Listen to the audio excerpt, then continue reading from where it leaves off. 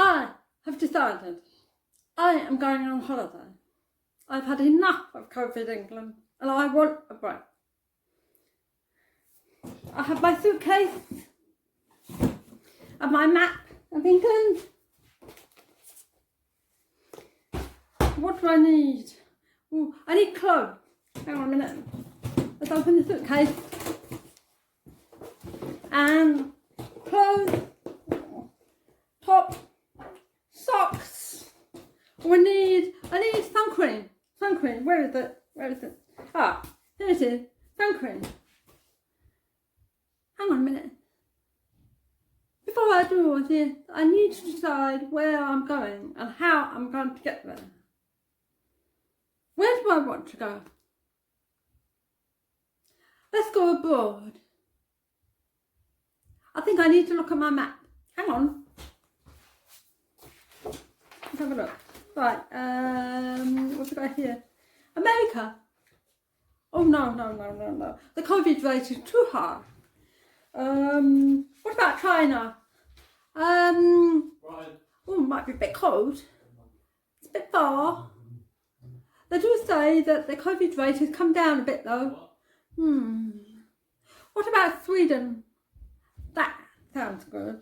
It's relatively COVID free there with no restrictions. Or perhaps I should look a bit closer to home. What about the island of Guernsey? Very little COVID there. But I would have to isolate for 2 weeks on arrival.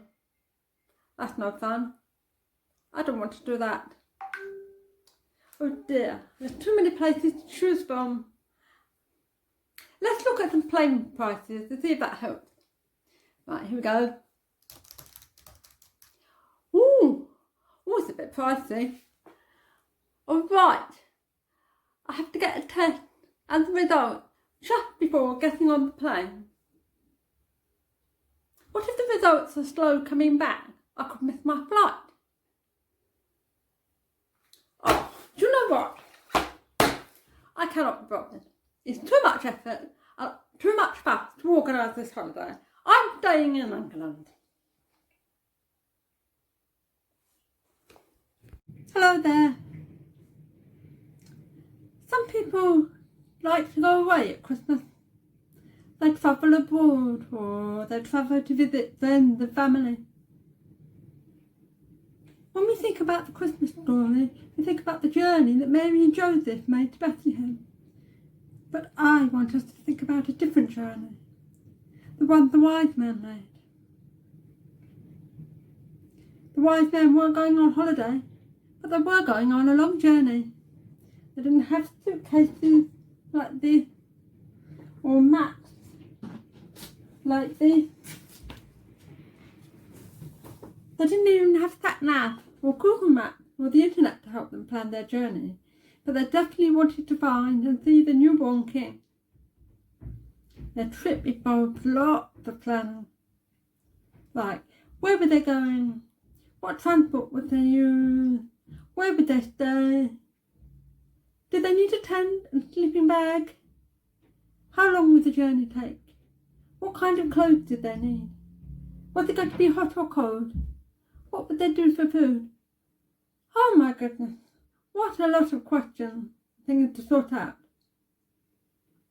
Some of you may have been camping before, and you will know that there is a lot of preparation for that. But when you get there and have set up the tent and unpacked, maybe had some food and some drink, you can start to relax and enjoy your holiday. The journey is finished. Unlike me, the wise men persevered with all the things they had to do to get ready for their holiday, and they did not give up.